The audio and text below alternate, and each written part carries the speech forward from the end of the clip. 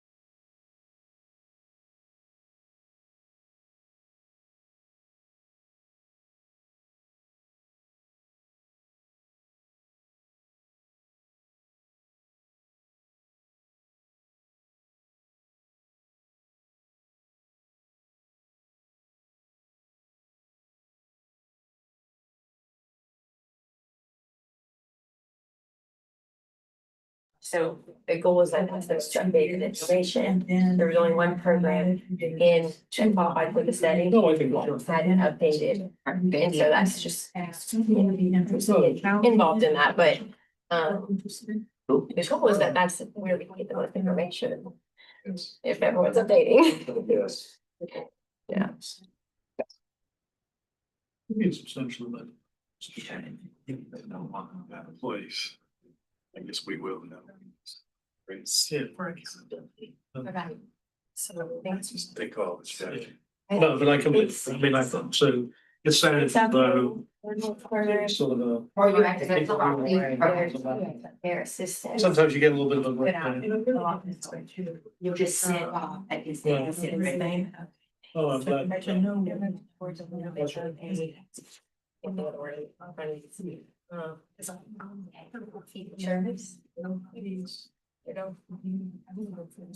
it. If you need me to call. That door is pretty specific. So what areas? I don't know, I didn't. No, we're good. They're in March. What somebody said, yeah, so does she live in? No, she's here. No, she's here, well. Not yet. Yeah, she Kind of lives- bouncing around, her fiance's at school, so they're doing rotation. So kind of wherever he was at right now, Okay, but she didn't go from home. got it. So, Yeah, somebody said Okay. something about, okay, I get it. Yeah, it's a great opportunity. yeah, And then, yeah, something about. No, to you about it. I appreciate it. Reach out to that person. We don't have enough yet. If you want, you can get started, just won't be able to approve the minutes. That's right. Well, maybe we give ourselves 2 minutes. Yeah, the parking is a little bit. Parking lot was an issue today. Oh my God, it was terrible. Really bad. I parked illegally, just gonna I parked in I grass. say that I'm sorry, like I have some couple. Yeah. Everybody holds you responsible. I know they do, quite right. Like the whole across. We, Reed? in our family, I 3 years ago realized that there was. a That was all difference the way between down us and to like the next actually light. I was like, we did. no. And. Or, I feel your pain, so we initiated, and I'm still not sure this is exactly the right thing, but we initiated this word, the response brutal. Yeah. To communicate, Circling, I was talking to work. I feel no responsibility, but I recognize it's a real problem. Can't do anything about it. Sometimes that overflow chart. Yeah, that sounds like. I think a brutal meaning that kids will say, I'm sorry, but they don't mean. Yeah. Right. Or I'll say. This is not good. That's what happens when you say you'll go do something.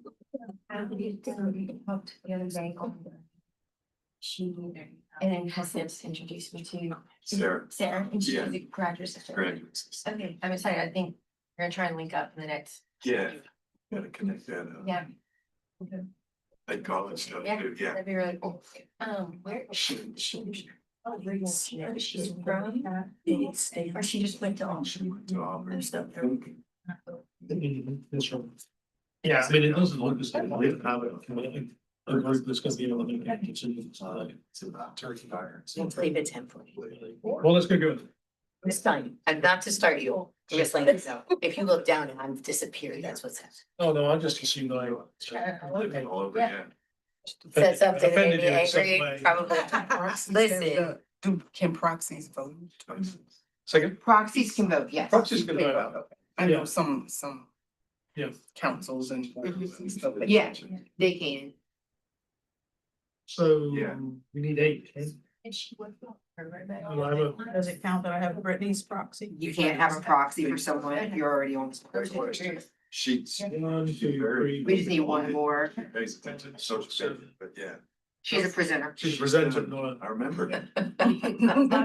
You look like you could be a proxy for a function or work, because Somebody's name. an appropriate phone call certainly arranged.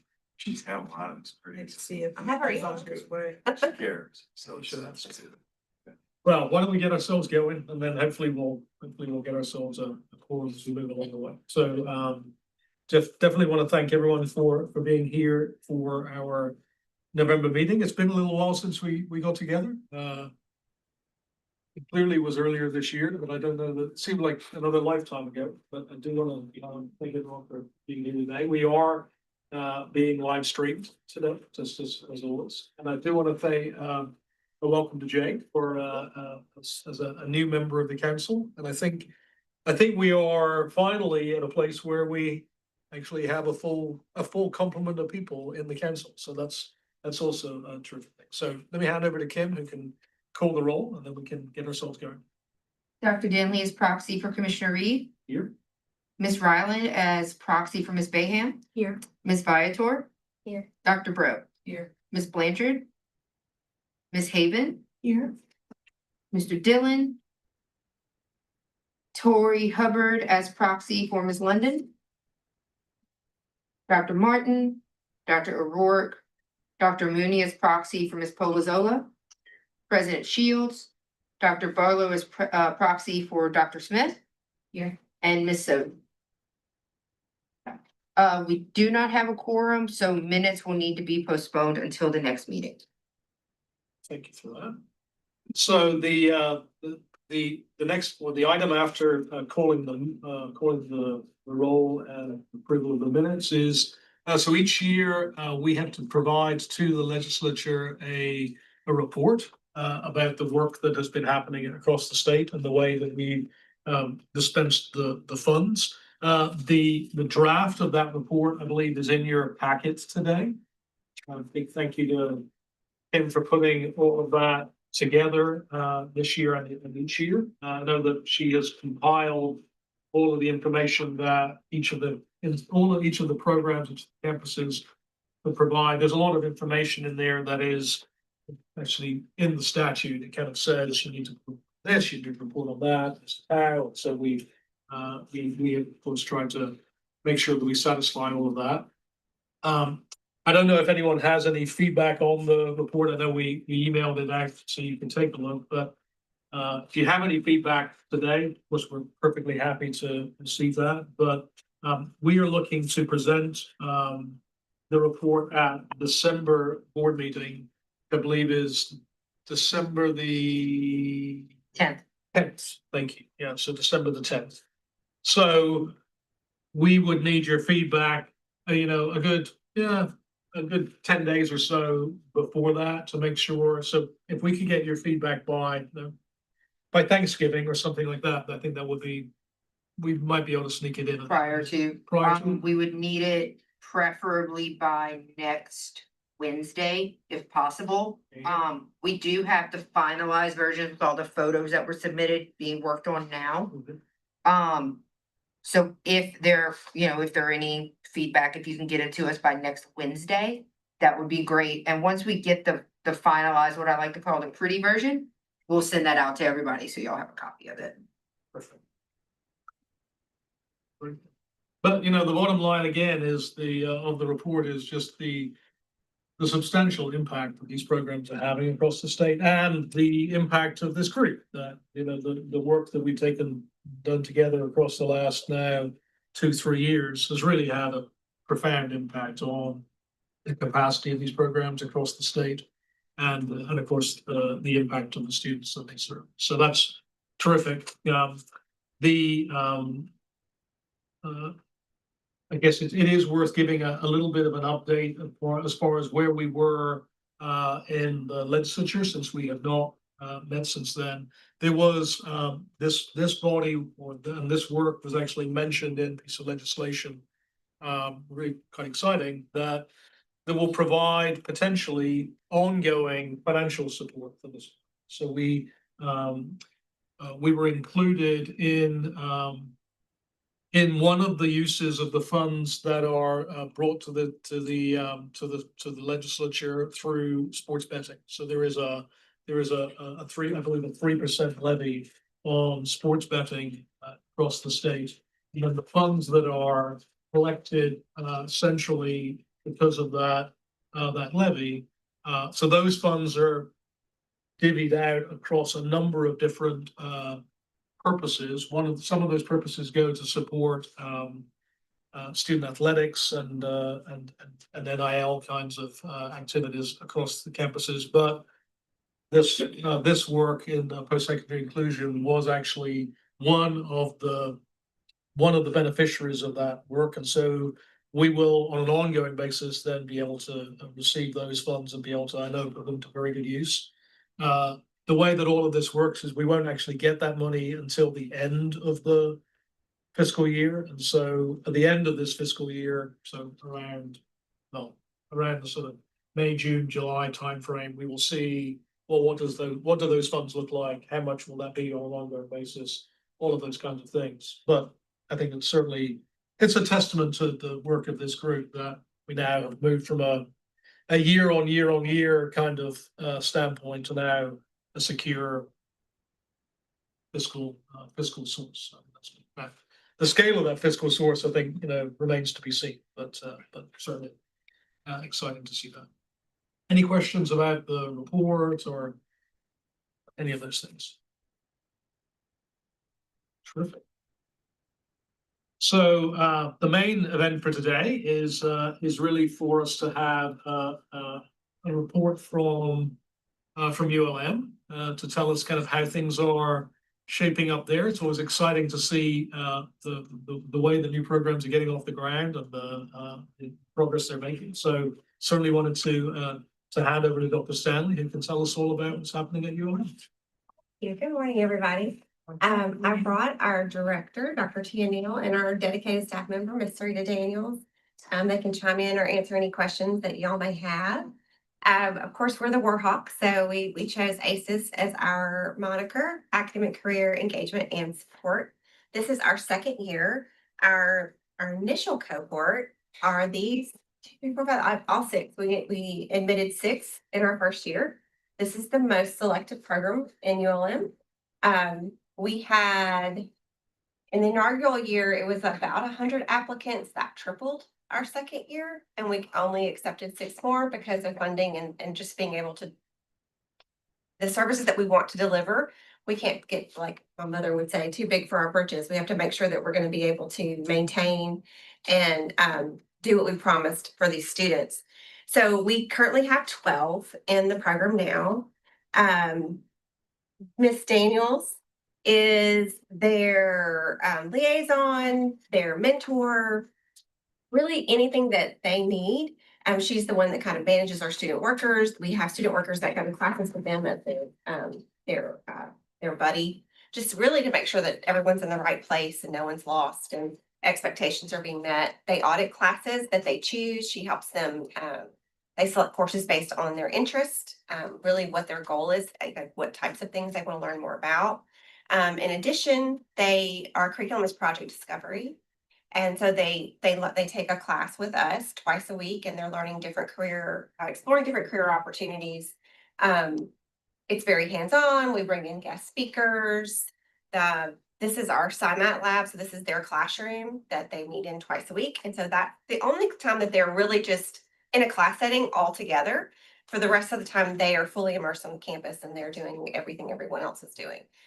They go to they're eating lunch, they're meeting friends, they're working out, they're hanging out. We have some dedicated spaces, like just student spaces that they like to use. They of course are closer with each other. Usually they kind of feel safer with each other. So that we try to encourage them to kind of branch out and make friends beyond the ACES group. They're participating in job fairs. They're doing a lot of role playing. We're preparing for interviews, preparing for scenarios that are working on some of those soft skills once they're employed to increase the chances of them being successful. Dr. Stanley, can I tell me just a second? You sure can. Feel free to come and sit on, Well, I can she's doing great. But just to kind of chime in on what she was saying about students auditing classes and that they feel comfortable a lot of times with one another more so than the regular, classes.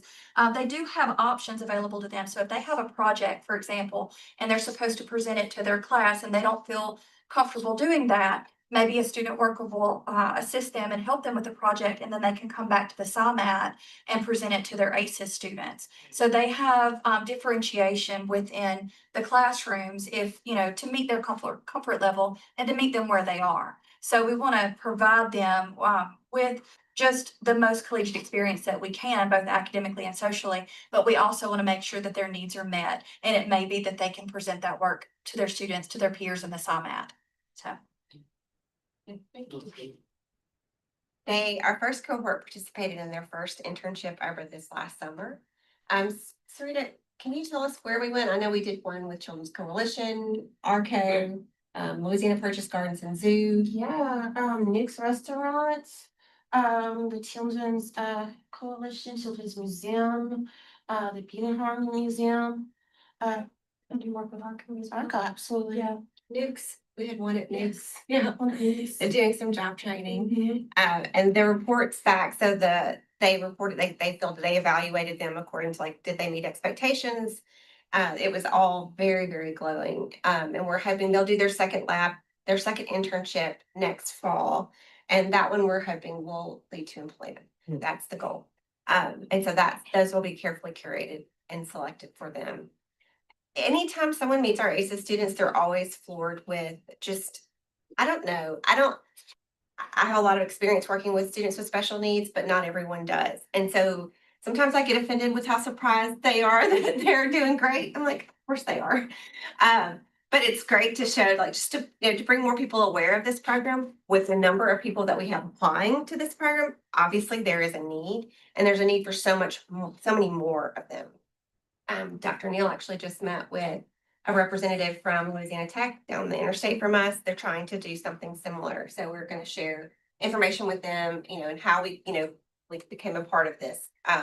Because we need more in North Louisiana. Right now, ACES is the only post-secondary inclusive program in Northeast Louisiana. And this is just them hanging out on campus, doing, the prep. I mean, just everything. They participate in all aspects. They do all the sporting events. We are not living on campus yet. That is a goal. We've talked with some other institutions that do have residential leg to their program. That would be wonderful. But we are tiptoeing out on the ledge, so to speak, with those kinds of things, just because we want to make sure that we're providing really good service to our students. And Dr. Stanley, they've also provided campus tours and Oh, stuff. yeah, they during tour. prep. Yeah. It's a big deal for them Yeah. to be able to have such confidence, Yeah. in themselves and the campus, and to know the whereabouts to be able to direct future Warhawks, on a tour through the campus. So that's really profound for us too. Absolutely. This is a parent testimony. I think the parents of our group, especially our first cohort, they were very, very nervous. Just because it's kind of hard when it's your child being the pioneer, so to speak. We don't use the phrase guinea pig. We're like, no, you're a pioneer.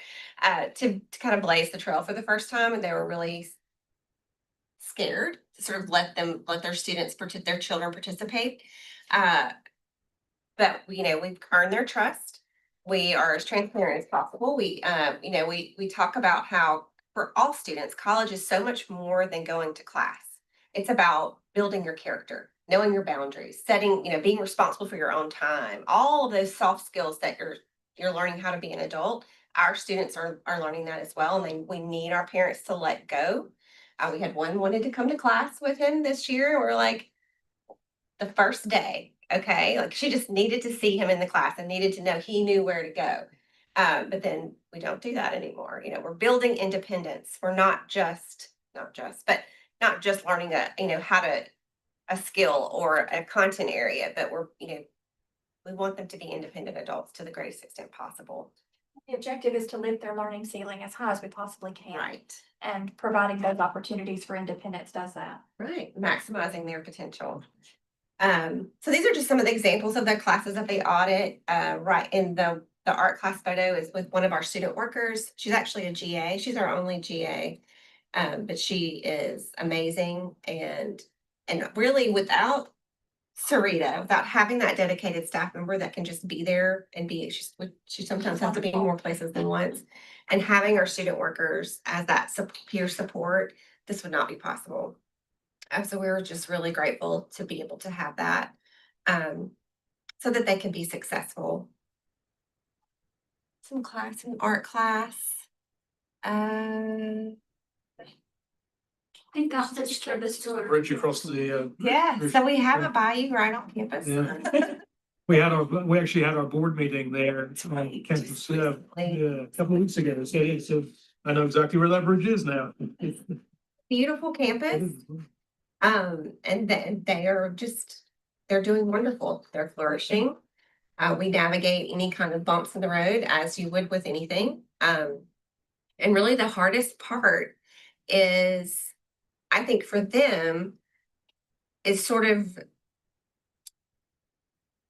figuring out who they are. I mean, that's they're exercising their independence. They're, we have some that are dealing with heartbreak because of course they want, companionship and all those typical things that all students in college are dealing with. They're also dealing with. They just need a little bit more support and guidance. And ACES provides them with a direction to go and be a typical student. And we just we had no path forward for them. There was just so much untapped potential, and there still is so much untapped potential for a lot of our students. They they finish high school and then they languish. And so it's like, what can we do? And so I co-wrote the grant with Dr. Jeremy Bell, who was our original director, and he's now retired from Louisiana. But you see this great need. And I taught special ed for about 10 years in Washita Parish. And I taught students with intellectual disabilities, and there's just so limited opportunities for them. ARCO does a phenomenal job trying, to place students and find employment, but they can only do so much. And our students, they want what everybody else wants. They want to have that college experience. So this is they are our why. And our first group will graduate next December, right, Sarita? They walk the stage. We're so excited for that. It will be a very big deal. But yeah, I think that's about it. Yeah, and that's all of our contact information. This is our Wendy Hagan, the one squatting. She teaches the project discovery curriculum with them once a week. And now, what are they doing? What kid are they doing? They're doing a lot of restaurant things. And they choose it, like what they want to explore, and they spend a few weeks, thinking about all aspects of that. And we really do incorporate all of their interests through project discovery. So we have some that are very artistic, so they're doing more design things. We have some that are looking at like more business aspects, and so they're learning accounting and like basic math, those kinds of things. And then others are just like, no, my brother's a waiter, I want to be a waiter. And so we do a lot of job training and that kind of thing. But their interest drives what's happening in their classroom. And then when they graduate, they have a certificate from Project Discovery with micro They credentials. get credentials. So it makes them more employable. Question for Dr. Stanley and the team. What's the day look? I mean, is it a 9 to 3? So it depends on what their schedule is. Yeah. So our ACES class is every Monday, Wednesday, 11 to 12:30. So no matter what, all 12 are in there for those days. And so just depending on their schedule, that they have history or art or, just like any student, it's very, very different. They do get dropped off and picked up. We have 2 that drive, and so they just come and go. But then, Sarita's always answering the phone from her parents. Like, I dropped him off in front of the history building. I'm picking him up by nursing, And so we do have designated spaces right down the hall from the sign out where they have class, where they can hang out and just kind of be, if they're in between being picked up and dropped off and those kinds of things, where they'll go over to the student union building and hang out. But it's different for each one. Kinds of supports, peer mentor supports, paid and unpaid. We're trying to figure all that out. Yeah, so- as well, so it's curious to. We use student workers. We have 1 graduate assistant and 2 student workers for our class size. And depending on, and then Miss Daniels also, but we have some that we really need somebody with them for every class that they're in.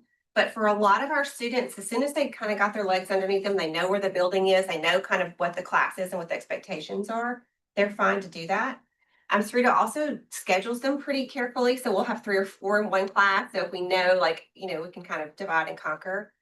But the peer support is really important.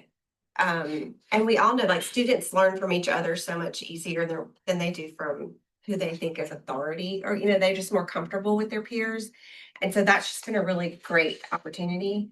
And they're building such close relationships with them. And our student workers are so invested in our ACES students and their success, and they spend probably 20 hours a week with them. Some of that time is in the class, some of the time is like doing projects, homework, helping them navigate Canvas, to our learning management system, how to return an email from the instructor, how to, all of those things that we may not even think of that can be barriers for our students. And so having that peer support is really great. They have designated meeting times. So like if you had an assignment you weren't sure about, or any kind of issue or problem, they'll go meet with their friend at a certain time and they work through kind of everything. We had some scheduling These all issues. sound like every student needs these supports. right? Really? I haven't caught my son is at LSU, he's a sophomore. I'm like, boy, does he need a peer support. I'm his peer support. I'm like, okay. But just teaching them how to advocate for themselves and we learning, there have been bumps in the road. We've had a couple that are in online classes this semester because of scheduling. And I'm like, well, that was terrible. We're never doing that again. Because there's so much that they're missing through the online. And the whole point is for them to be in the Right. environment of the college classroom. So we just, we learn, we grow, we are being very fluid. We're not hard on ourselves. You said summer, so is it 2 years and then Yes. multiple, And 12 months and yeah. 3, okay, yeah. cool. And so the summers will be internships. Gotcha. Okay. And they're not, I think it's like 8 weeks in the summer, so not the entire summer. Okay. They have a break in the beginning and the end. But We're getting ready to send out our applications for our third cohort in February. So those will go out, but like Dr. Stanley said, it's very, very selective. We are only accepting 6 new students just because, we want to make sure that we're doing a good job and that we are not overextending ourselves or, stretching ourselves too thin. We just want to make sure that we're doing right by our kids. And so that's what matters to us. So we you're will looking have for another 6. another 6. So then that'll. we'll exit And then- 6. So we'll exit 6 and bring Oh, I in see. 6, So yeah. exit 6 elected. Yeah. Do you both get a sense that people would travel? I mean, the applicants, you said 100 applicants? We Accepts- did an interest day last year and people bussed in from everywhere. I think they come to other programs in the state that were residential if. They did, yeah. Okay, cool. And we had some that toured, and they ended up going, I think to Southeasterns because they wanted, the residential experience. But yeah, we just realized we didn't really think, I just didn't have a concept of how much interest we would have. And so we just did this big all call and hundreds of kids came. And so I felt really guilty knowing that, But we didn't know, we had no idea. Yeah, that's interesting. Yeah. Has anybody else done like an interest or call, I know that we collect, I think one of the things we have to report is how many additional applicants or something like that, but I don't know that I've heard a number. I've not heard a 3-figure number like that. We used to do that. I'm at Nichols Okay. for the bridge program. And we still do campus tours, Yeah. but now we have turned to looking at applications first to ensure that the students coming would qualify. Yeah.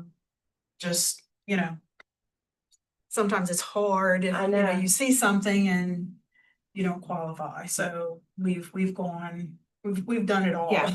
Yeah. And we, kind of, yeah. So, We pros and participate cons. in 2 of the 3 preview days with the university. We have for the past couple of years, so we're integrated into the tradition, like the full preview day that it's put on. We get a lot of students and families coming, and we're doing residential tours and tours of campus and whatnot. But we find that we get interest earlier on, so the students are more prepared to apply for these programs. So we aren't looking at their application before necessarily, but we're getting sophomores and juniors and seniors who might wait a year. So we can kind of pique that interest a little earlier on and also give them all their resources for other programs to let them know that, whether you're applying here, you could also be applying all over the state.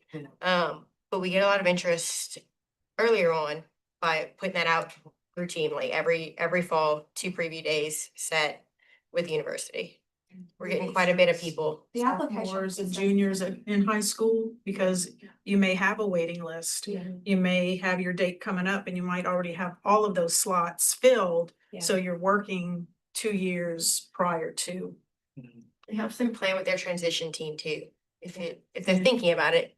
And if they have a skill that they need to work on, it helps to identify what that is so that they can really concentrate on that skill prior to coming. As you say, this is the only program up in the north, well, actually up in the north at all, but Yeah. certainly the northeast, so, yeah. And the application process itself, you know, like Dr. Stanley's alluded to, it's such a delicate balance because you have such an influx of students that have an interest, but you have to make sure that the students are going to, that you're setting them up for success, that you're going to welcome them into a program that they are going to be successful in. And so we have to make sure that they have those necessary skill sets. And there's a list of qualifications, you know, that they have to be able to manage and regulate certain, you know, behavioral, you know, soft skills and things like that on their own, to be able to be in the program. But it just, it's just so many. It's just such a need, but we're 6 is, I think, our maximum that we can do, and we're grateful to be able to have that, so. Can you talk a little bit about the decision to have them audit the class?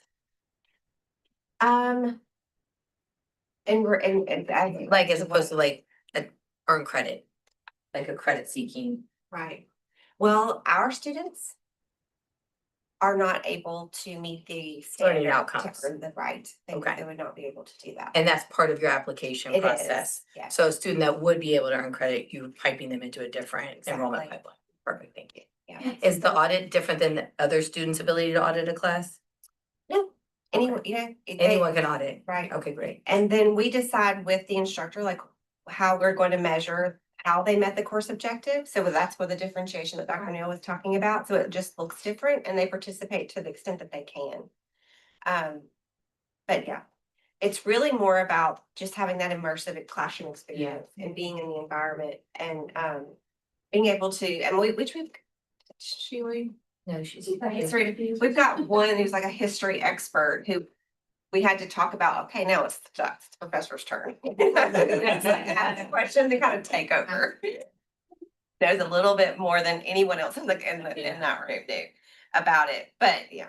But allowing them to audit gives us a lot of flexibility in terms of, okay, well, they can't, you know, or they don't feel comfortable doing this project, or maybe this project is not something that is within their level of ability, so it's okay if they don't do this project, or if they modify this project to a great extent. There's a lot of flexibility with differentiation because they're not earning course credit for that, they're on. How much contact do you guys have with the teachers? Initially a lot. I always do like a sensitivity training, always, this is our second year. Just to kind of, we met via Teams and said, this is what's happening. They've chosen your class and make them feel special. This is the support that we're going to offer you. These are our expectations. Like they feel like they've won something, like, yay, I've got it. And most of them are very excited to have an ACES student. They do feel more comfortable when they hear that they are auditing the class, that they're not gonna, they don't want to be the one who's grading hard or, just, not encouraging them. Not everyone is excited. And so we learned from that too. We're like, okay, Sarita, we're not putting, he doesn't get our ACES students because our students deserve people who want them in the room. So we do that, and then we communicate regularly. They email as much or as little as they need. Sometimes it's just like logistics kinds of things. Other times it's like making sure that our students have access to everything that every student has access to in that classroom. And so if they need, like we've had a couple that have taken certain specialized art classes. And so like I need to know what their lists are because our grant can pay for their materials. Because I want them to be able to do everything. I had another thought about that and it went away. Oh, and then at midterm, we just had midterm. So like Miss Daniel, she goes around, she meets everyone, she talks, like we kind of do our own evaluation just to see that they're meeting our expectations of what they can do in the classroom. But it's really important to me, I keep saying the word typical, is that I want them to have a typical experience. So if I hear that, oh, Claire slept in class today, my question is how many other people were sleeping in class, right? oh, she wasn't the only one. Perfect. Like Claire's doing exactly, you know what I mean? Mhm. Have you ever been in a classroom and been bored out of your mind? You know, so she was bored. That's not a, we're not gonna like hold her to a standard that we wouldn't any other 19-year-old. So they're doing wonderful. And we just wish we could serve more.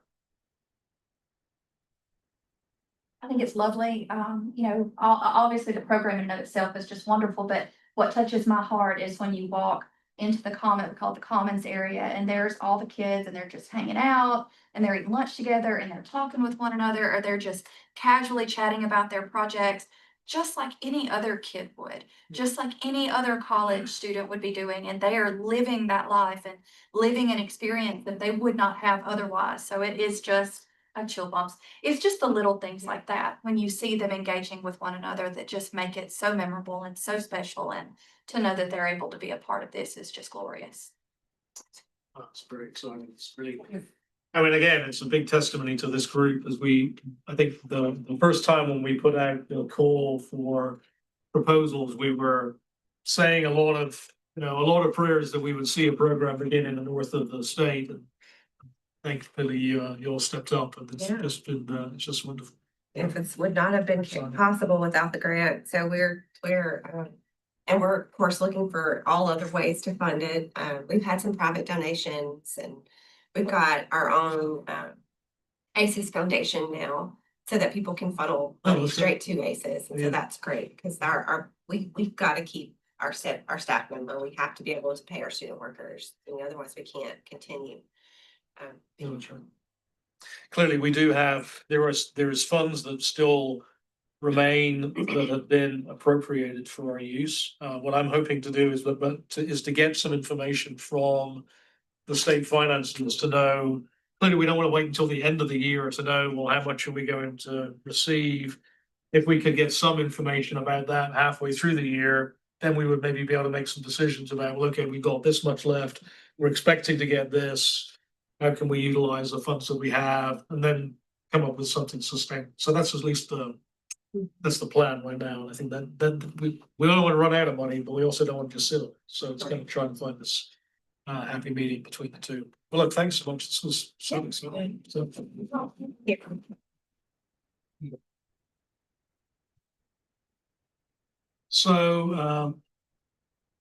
definitely want to thank everyone for coming today. Is there any other business that anyone would like to raise today? Just clarify if I could. Yeah. So what you just said is that there's possibly, but not guaranteed, extra funds that'll be available this year. So I believe that the funds will be available towards the end of the fiscal year. Exactly, from this. So I believe I'm expressing the statute as it stands. So there's 3% altogether from all of the sports betting. That 3% is then divvied up among a whole bunch of different actors. We're one of There's those. a copy of the act on the very last page of that draft report. There's a copy there. So you can see. So we get that share, and then what is just not at all clear right now is, well, how big is the red box, right? So once we see that, then we can know on an ongoing basis, do we get, how many numbers are we talking, so we can have some idea of what does this look like. There are funds still, it was $2 million that was originally allocated, and So I believe still available? we have several $100,000 that are left Okay. from what was originally appropriated. And then again, as I say, we want to kind of be judicious about we have. Okay.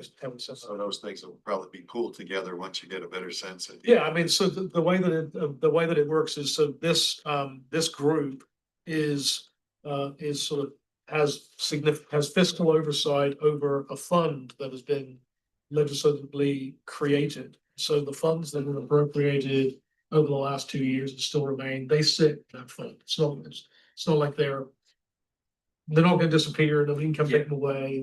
They sit in that fund. And when the funds from the sports betting act, when those create, they will be deposited into that fund. So they'll all be there together, if that makes sense. And then, as I say, on an ongoing basis, then we'll have the ability to be able to use those funds to support the things that we have. And our just for new people to the group, the kinds of things we've done is we provided support to LaPi, the sort of state organization that is aligned with this work. So we did give an appropriation to them, or a scholarship to them.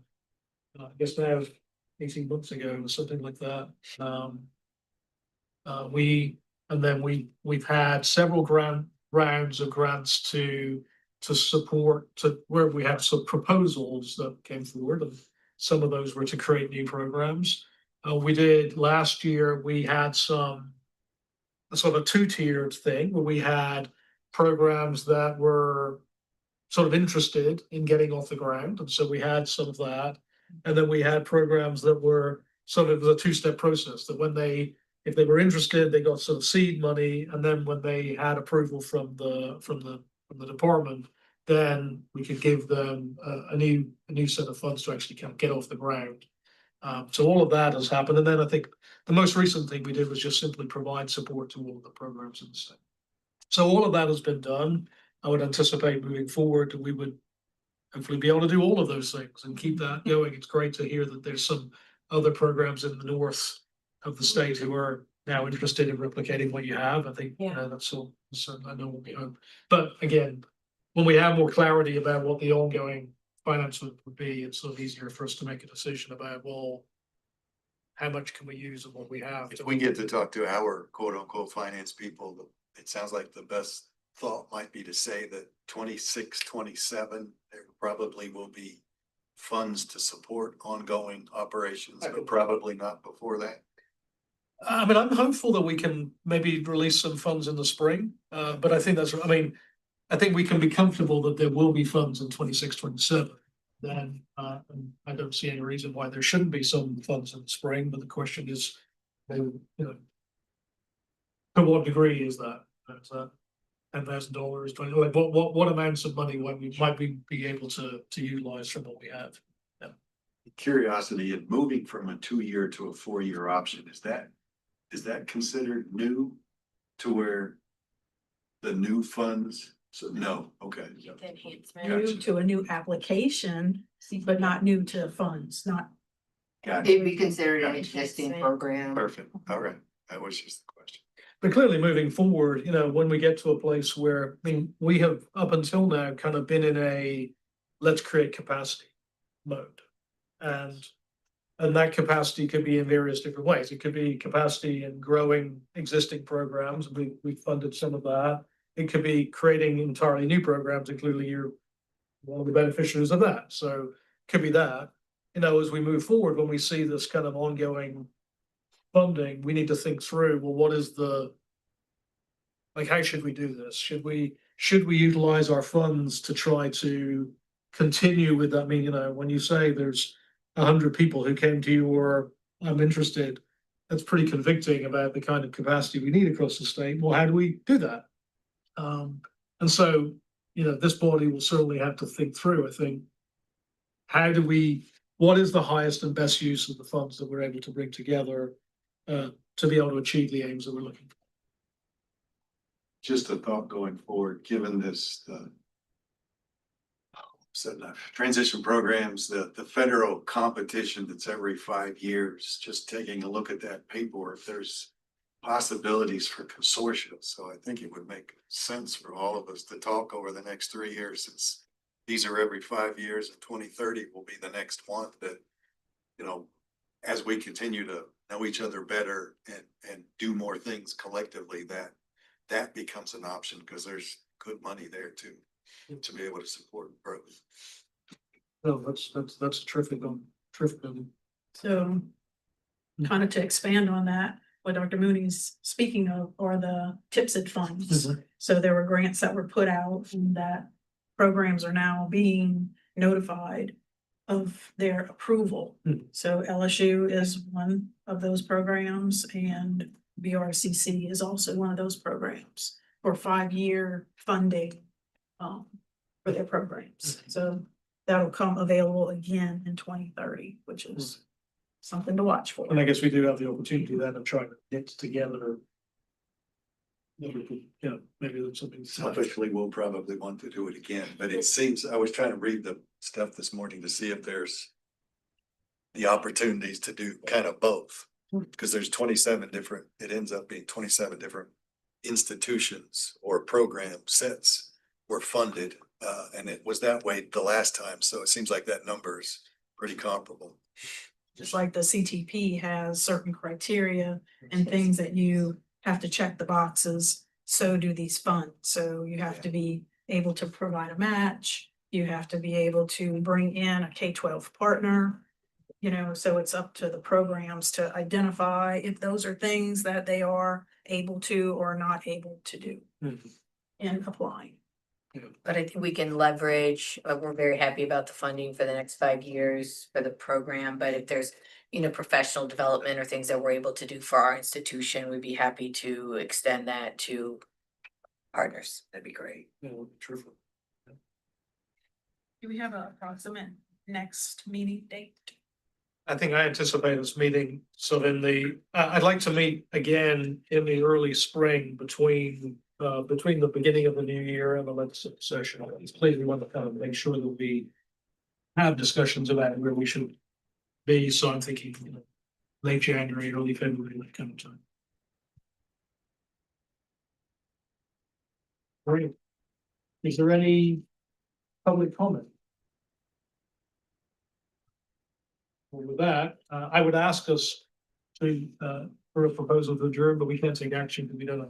So, I will unilaterally announce our adjournment. Wasn't a bad kind.